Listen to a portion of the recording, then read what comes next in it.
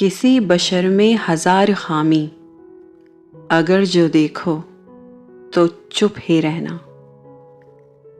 किसी बशर का जो राज पाओ या ऐब देखो तो चुप ही रहना।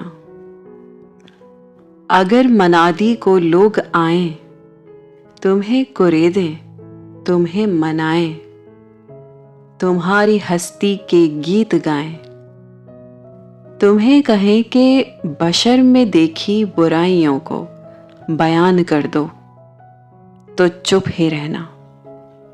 जवाज़ ये है, दलील ये है, ज़ईफ़ लम्हों की लग़ज़िशों को, हराम नातों की क़ुर्बतों को, हमारी सारी खबासतों को, हमारी सारी हिमाकतों को वो जानता है, वो देखता है, मगर वो चुप है। अगर वो चुप है तो मेरी मानो वो कह रहा है कि चुप ही रहना।